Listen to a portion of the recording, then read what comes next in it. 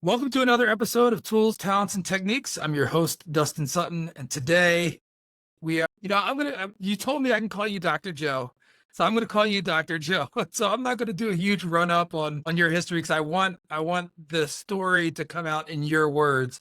So, Dr. Joe, welcome to the show. Thank you, Dustin, and thank you so much for having me.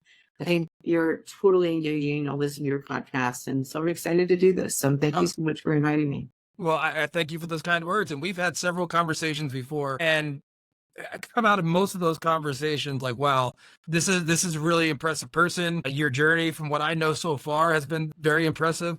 So I can't wait to dive in and learn more and share this with our listeners as well. So before we jump into the deep end, could you just please say who you are and a little bit about what you do? So I'm Dr. Joe, and I actually currently, my current edition, third career, I basically sell a product called ActivMend, which is very effective for reducing swelling, especially, and getting you back. For instance, I don't know if you know one of my colleagues, but I found him, we went to a party, a work party, and he had sprained his ankle. We put it on him, and it was like 24 hours afterwards. And he basically was walking without crutches within a week of injuring his ankle. So it's pretty cool. But anyway, that's what I do now. But let's go back to the history of how I started. I started out as an engineer. I was actually put on a corporate technology board for both fiber optics and space satellites for a very big telecommunications firm called Alcatel. And I like to say the next obvious thing. So I basically was very much technical, very much in that world. In fact, was the director of engineering. And then I quit my job to become a chiropractor. Which is the obvious next step in everything, right? Everybody looks at me like, okay, that's weird. So what happens is I really decided I cared more about helping people than I did whether they're self-help. And for me, that has been the guiding light to me from that point on, where I care more about helping people than many other things. And so that's what really matters to me. I'm in chiropractic school, and there's how many, like, you have gels of them, and you take in my mouth, there's something called arnica. And one of my patients needed arnica badly, but I needed it in a stronger dose than what I did for topically. So I went to my clinician, and I was still in school, and I said, can I give her arnica up my mouth? And she's like, no, we're chiropractors, we don't do that. And so what I did was I basically came up and finagled away. I'm like, well, why don't I see if I can put something together? Of course, I have 2 material science engineering degrees, so I should be able to do this. So I finagled something and put it on her topically. It worked amazingly, like shockingly. So what happens is I go forward and I basically use it on patients for some number of years and then ruptured my ACL. And what happens is, How did you rupture your ACL? What were you doing? I was playing tennis. So I played soccer in college and then stopped playing soccer because basically it's much more physical. As I'm getting older, I have to worry about these things, of course. And so I'm like, okay, I'm going to play tennis because I actually had partially torn an ACL playing soccer. And I'm like, oh, I'll go to the safer sport, tennis. Nope, blue balls of them playing tennis. Thank you very much. So what happens is I rupture my ACL and I use my lovely topical concoction and it doesn't swell. Now, I don't know that this is unusual. I figured, oh yeah, I knew it helped. Like, there are all sorts of stories from patients that were like, oh my God, this is amazing, right? But I thought maybe it helps 20%-ish, right? So I thought, oh yeah, 5 or 10% of the population doesn't swell with an ACL. This is just normal. But of course, as a chiropractor, we have access to whatever orthopedic doctors in the world because we tend to refer back and forth. So I reach out to the head of orthopedics at Northwestern, who had been the orthopedist for the Bears, and I go see him. Nice elderly gentleman, very conservative. I wanted to call him Grandpa, super nice guy, right? And he says, oh, did it swell? And I'm like, no. And he's like, that's not possible. He said, I've been head of orthopedics for 30 years and I've never seen an ACL that doesn't swell. And I said, oh, yeah, I put this concoction on it. I put art and stuff. And he very politely looked at me like I was crazy. So he's super conservative, thinks I'm crazy, just thinks I didn't notice my knee swelling is. I don't know. You know, crutches are a thing you kind of need to know. And not being on them is obvious, but whatever. So what happens is I go get my ACL replaced and I don't use anti-inflammatories. And unbeknownst to me in his nice gentlemanly grandpa way, he's freaking out, but I don't know this, right? He's not showing it, right? So in a month, he's like, Joe, I was so worried about you not using anti-inflammatories. He said, but you're better than 90% of my patients that use anti-inflammatories. You discovered something remarkable. And it was the fact that he was so conservative. I've done a ton of research in space satellites and fiber optics. You don't call something on one if you've done a lot of research unless it's so far, like you're not even in the same universe. So I knew that this had to be not a little bit, this was a lot. And so he got me to write the first patent. So that was career number 3, which started with what he told me. He said, orthopedic surgeons are very, very conservative. I couldn't get through a study on this, even if I wanted to, and I'm the head of orthopedics at Northwestern. And it turned out that arsenic is used, like, I looked at research at one point, I think 97% of plastic surgeons recommend arsenic in some form.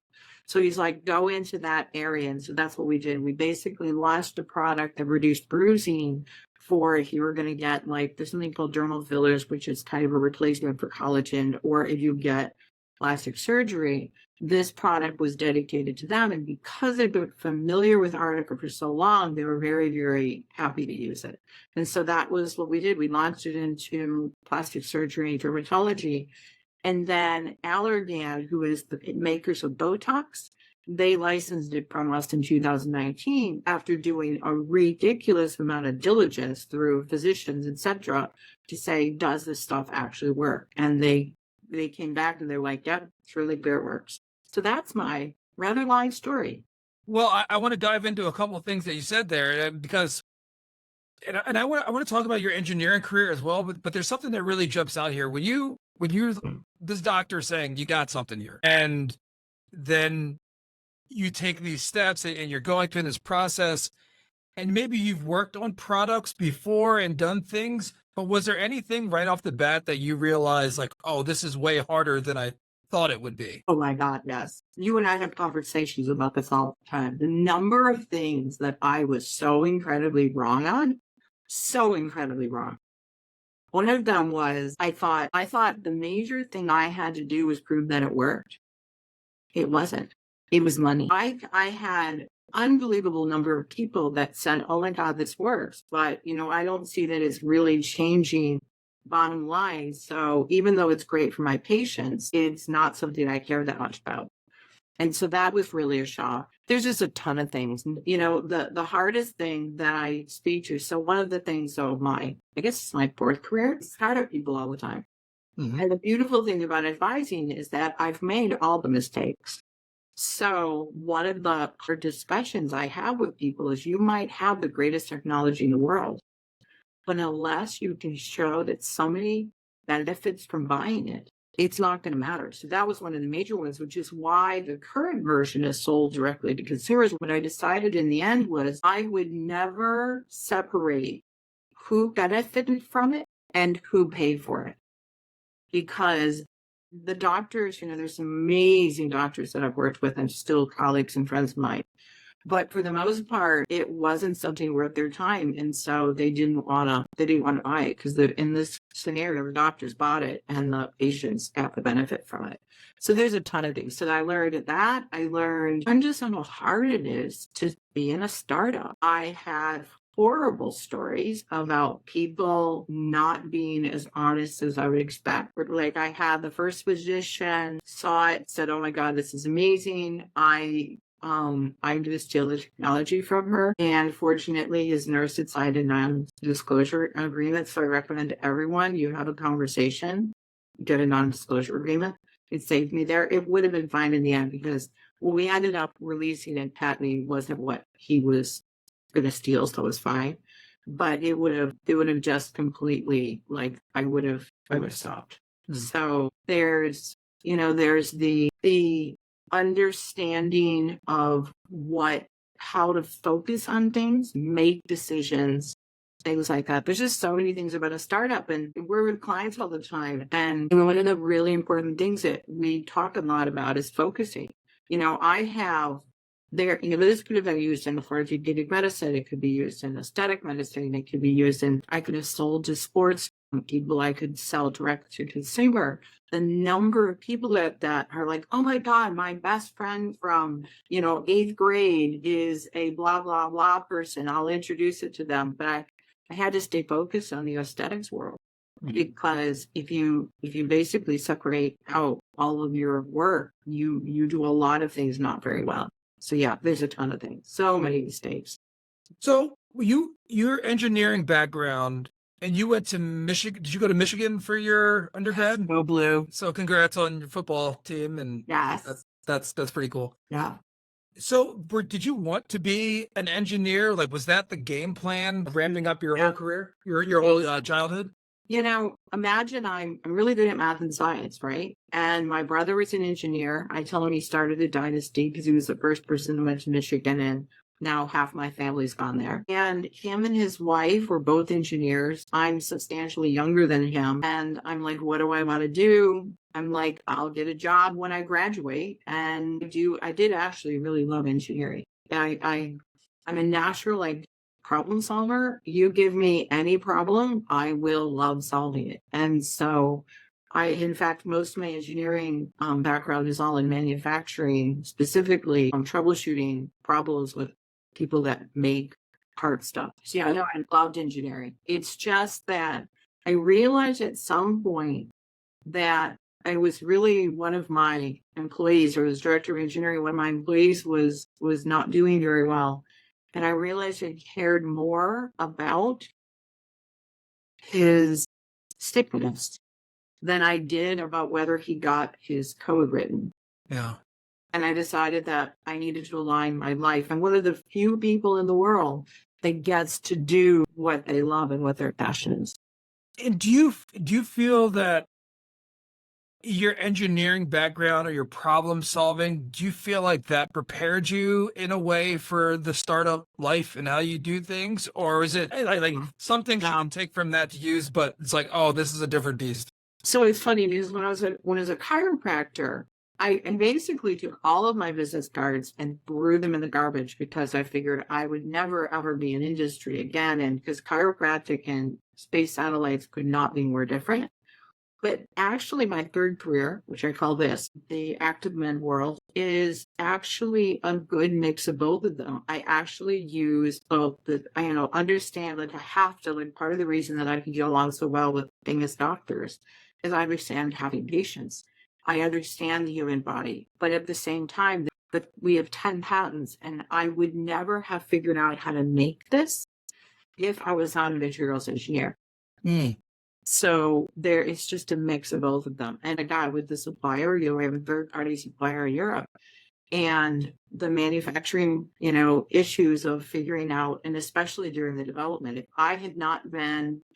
I had not done 15 years of hardcore problem solving on manufacturing line, I don't think the company would exist, because I don't think when we developed it, there were definitely times it worked and sometimes it didn't, and I had to figure out why.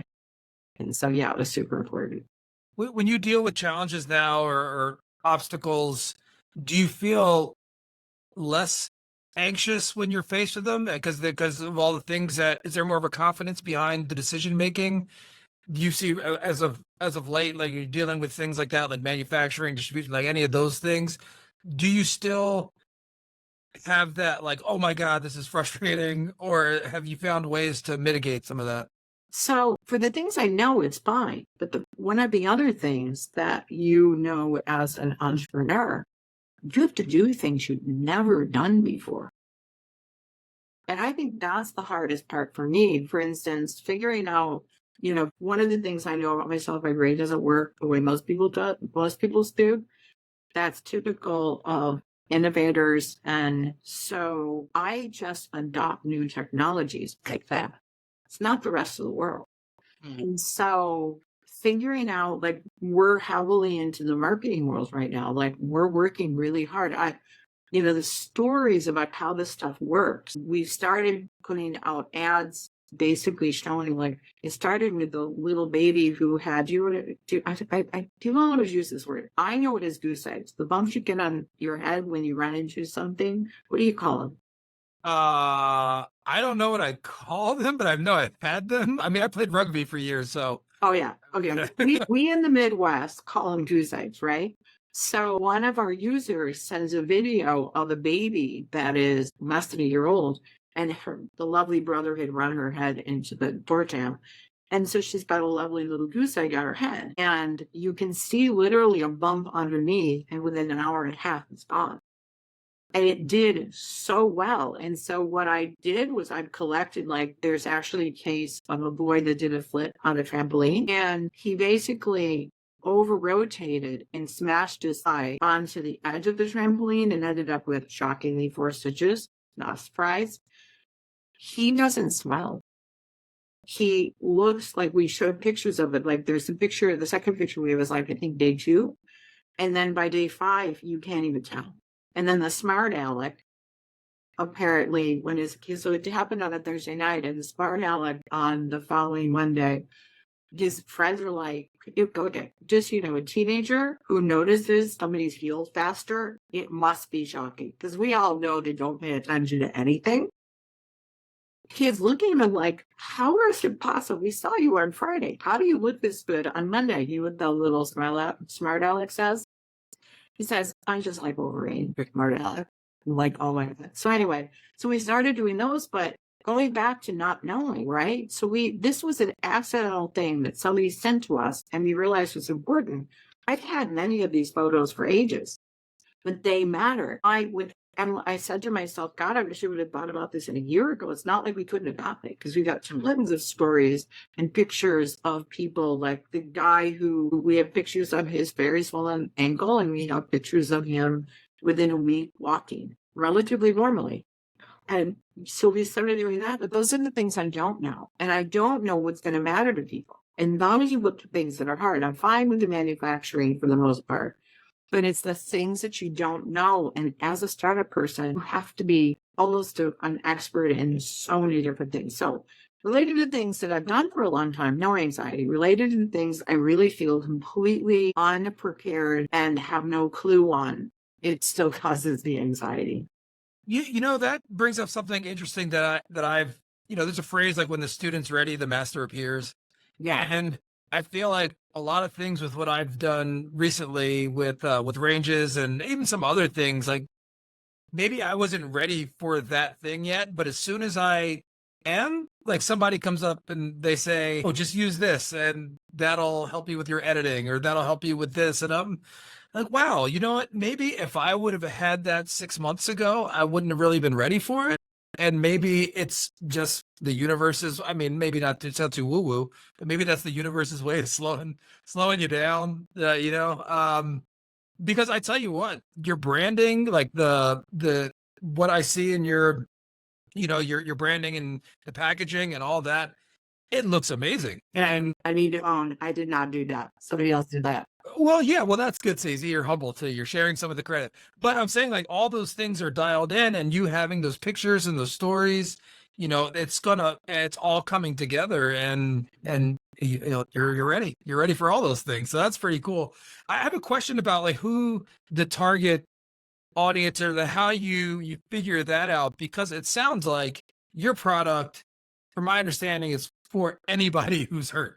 Right? Like, would you say, like, you're replacing the ice pack, or like, Yeah. who should this be in, like, every first aid kit? Should this be in every YMCA? Like, how do you figure out? Oh, it is funny. You must not know this, but that's exactly what we're running right now with all of these injuries. It's like, this needs to be in your first aid kit, because as it turns out, like, the colleague of mine that sprained his ankle was already really swollen by the time I put the ActivMend on, right? And so he still was walking within a week, but we've got, like, Texas, sorry, I can't say. So there is a university in Texas, we'll leave it at that, who literally uses it, and they measure. So kid spreads ankle on Thursday. They measure his, I've got emails on all of this. They measure his ankle the next day, and it's less swollen than the day before. So if you get it on, but I had to really work with them to get it on. Like, you need to get it on like within 15 minutes in their case, as soon as you possibly can. And with my colleague, who was already fully swollen by the time it worked, that's before we put it on, is a little bit different. But yeah, it absolutely needs to be in the first aid kit, because you want to get as much as possible onto that ankle in the first 48 hours, and you will dramatically reduce the swelling. I think my colleague could have been walking within 4 days. With my ACL, I blew my ACL. I was walking on it within, so I have pictures of it, I think the day after. I'd have to go back and look at it. I mean, you can't tell, you can barely tell. I can tell because I can see the imprint of the brace, but you can't really tell which knee was blown. And I was walking around on it with a brace without crutches in 3 days. Maybe 4. I'd have to go back and look for sure. But that's the kind of results that I expect. So yeah, absolutely have it in your first aid kit. And so going back to it, it's really pretty much anyone, but we really focus on those people that are in sports, because those are the people that need it the most. It also is because, both you and I love sports, right? So I care about people that are sporty.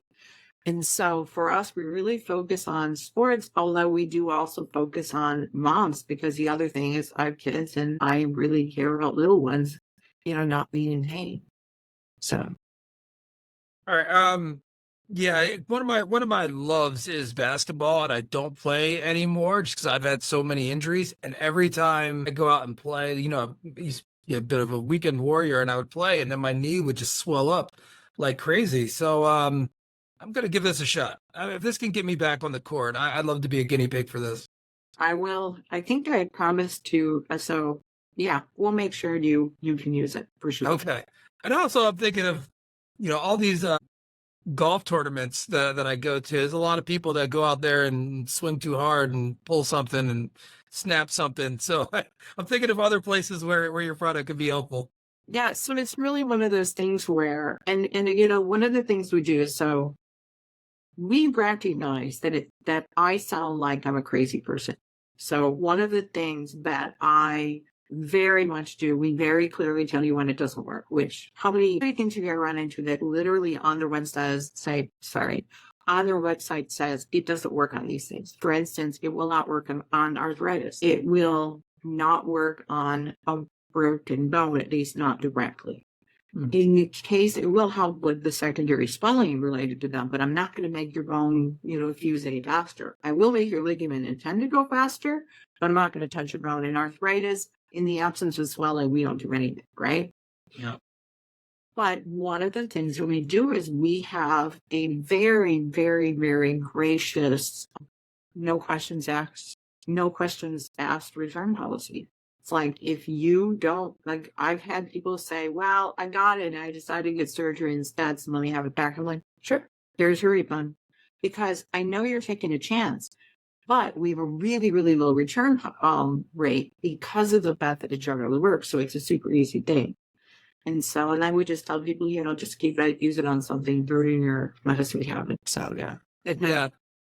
That sounds great to me, because even when I'm, playing basketball with my 10-year-old son and his team, and I think I still got it a little bit, and then afterwards I'm like, yeah, I don't got it. I don't got it anymore. And it's not cardio. It's just I get so, like, my knees and they swell up. And yeah, well, it is. We are getting older, but it's one of those things where I've been using it now for like 20 years. So I become a complete wuss. I literally broke my ankle, was like so frustrated because I'm used to being able to recover in my free days. Like, you can't recover from an ankle break. They would not let me play volleyball. I'm like, what? So I want to make sure that we talk about the Brink, because that's how we originally got connected. And then we've been interacting now for months. I don't even know how long it's been, but it's been great. Talk a little bit about the Brink and what it is and your role within the organization. So I think I've told you this many times. I would have died to have the brain as a resource when I was a, as I call it, baby entrepreneur. I would have made so many less mistakes. The Brink is available. It's a free service to everyone in San Diego, free. And what you have, and what's really unique, is they have a number of advisors who are like me, been there and done that and built successful startups. Many of them are part of what's called New Fund, which is the largest angel group in San Diego. And all of us have seen pitches. We've seen what works. We see what doesn't. You have people that are considered very high executives that what we care about helping people. Going back to my preference in life is I really love helping people. So you can get advice on as part of a greater SBDC network. So one, even if you're not an entrepreneur, you're just building a company, reach out to SBDC and they can help you set up your company. They can give you information on like if you're going to a bank loan or something like that. But the Brink specifically is for people that are entrepreneurs. And these services are basically paid by the government. And the reason is that the idea of me help companies like yours become successful, then it builds more economic stability within the San Diego world. So we'll put something in, basically a link to it, but it's a resource where you will get ridiculously valuable advice from really top-notch people if you're building an entrepreneurial startup. And so we will put a link to these resources and to ActivMend in the show notes. We'll have all that in there. But so would you say that the Brink works better with certain type of entrepreneurs than others, or a certain level? Like what are the barriers for entry, would you say, for interested parties? So there's something called SBDC. And it is a county and actually I think statewide system for helping out small businesses. For companies that are doing small businesses, let's say you want to open a hair salon, the other SBDC world is better for you. They will help you. They've got people that are specialists in those sort of things. The Brink is really for any entrepreneur, somebody that's going to build a company that is going to produce substantial revenue, potentially, or hopefully would be maybe the word that I should use, a return for investors, and they're looking for funding for investors. So that would be what the Brink is, a specialist. So unlike there's actually the SBDC is often, like there's the East County SBDC. Those are often geographically oriented. The Brink covers the entire San Diego area. And from your knowledge, does Brink, are there other organizations like this in other counties or other cities? Because it seems pretty unique from what I've seen. There are other accelerators, incubators out there, but I'll just kind of put a plug for the Brink. It's the only one that I've seen that's really just like all about how can we help. It seems like it's so service oriented and listening and matching you up with the right person that will help you, and not just help you like fluffy help. It's really matching up someone who's going to poke holes in your theory, in your approach, and then help you develop the content. Like it seems very unique to me. So what I would say is most unique about the Brink is bad advice is incredibly costly. Incredibly costly. I actually spent at one point $6,000 for a patentability opinion that 5 years later, when I understood patents more, I realized that it wasn't worth the paper it was written on. And he gave me really bad advice. And what's unique about the Brink is Amy Duncan, who runs it, pulled in the creme de la creme. And I don't know if the system's unique, but the quality of the entrepreneurs that are actually advising you is super unique. I know I was in Chicagoland. I only know Chicago, and they had nothing like that. I would have died to find someone that I could really trust their advice and that there's lots of, oh my God, this as a startup person, there's a ton of people that are going to give you advice, right? but having someone that really understands it. I see 100 pitches a year, probably easy. And somebody that's got that knowledge and understands how people look at it and what the critical things are, like I tell people, it's like an investor is going to look at it this way. And I said, but the reason the investor's looking at it this way is we've seen a lot of companies. We just see the companies that work and we see the companies that fail. And the reason we're saying we need this is something you need to really do in this presentation, is because we know it works. So yeah, so I don't know how, and they may have this in Chicago by now, I don't know. But what I think is, it's a resource. It is like a gold resource in San Diego.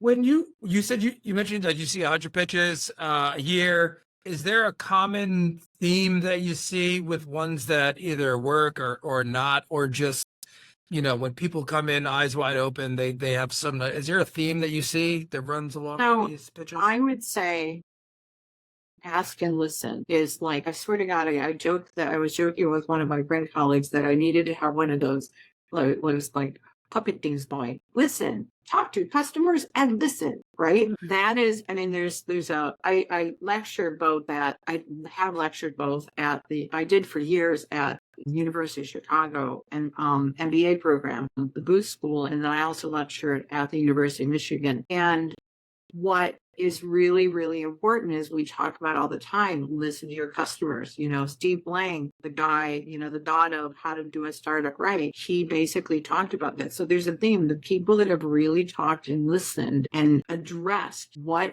they are seeing in their customers are the people that have done the best.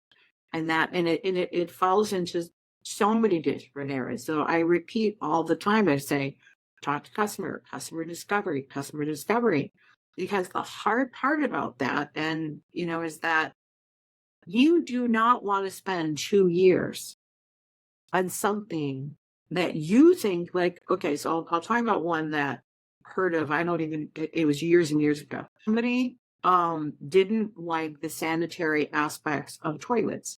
So they felt that we needed to have a cover that you flushed it, right? Because this person cared about that a lot. But if he would have talked to, people like, all right, would you spend $30 for something to cover your toilet every time it flushed? I don't think there's a lot of people that would do that. But for him, it was really important. But it's the customer discovery, because people can have their own interests. I mean, madly, like this, yes, there is a small segment of the population that would probably want to do that. But talking to customers, because again, what I lecture to my students is entrepreneurs do not think the way other people do. We adopt quickly, we innovate. There's early majority and late majority, which is the bulk of the population. You need to figure out what they care about, because we will adopt it, but they will not as much. So it's customer discovery. Is there anything that you've seen as far as when people are, even when they do the customer discovery? Because here's the thing that we've talked about before, that there is a customer discovery is not just a science, it's an art. And how you propose the question, how you present, is this something that you would use? Like, how much do you imagine somebody paying for this type of thing? There's a lot of that, but then also, especially if you're in stealth mode, if you're worried about people taking your idea or doing this and that. It's hard.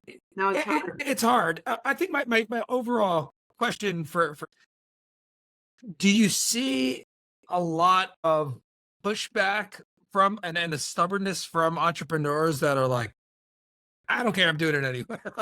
Do you see that at all? All the time. I mean, part of the reason they're really good at what they do is they've got the brain, typically really smart people, really capable people. For me, I got lucky. I mean, I invented something that was so obviously useful that I didn't really have to ask anyone whether they would like to be able to walk without crutches within days rather than weeks, right? Would you like your wounds to heal? Would you like to feel better, right? Would you like to reduce your swelling? Would you like to be able to go play tennis faster, right? That was not a hard discussion, right? But the hardest thing, I'll actually talk about the hardest part of my job, okay? I fundamentally care about people. That is the core of me. And I had a case where there was a person who was going to invest somewhere between $50,000 or to $100,000, I don't remember, into something where she had not done the customer discovery. And I had independently, and of course told her this, talked to a friend of mine who was in this industry and said, is there a solution for this? She's like, oh yeah, we use blah, blah, blah. And for me, the idea of spending money and or working for a year on something and having it blow up, I mean, I think that would be crushing. And so the hardest part of my job is to help, but then you're like this, like the person is like, oh my God, I'm so excited about this.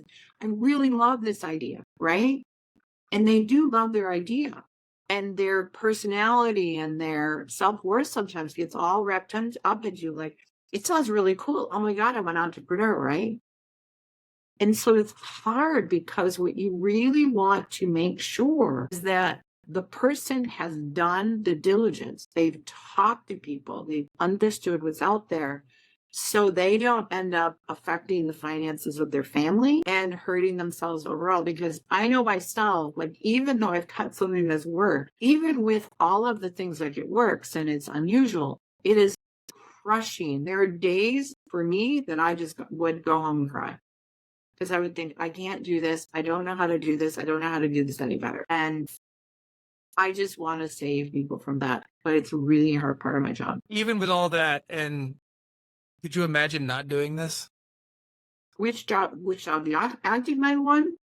Yes, being an entrepreneur. Just Oh, yeah. So actually, yes. Okay, here we go. Yes. I often regret inventing this. Really?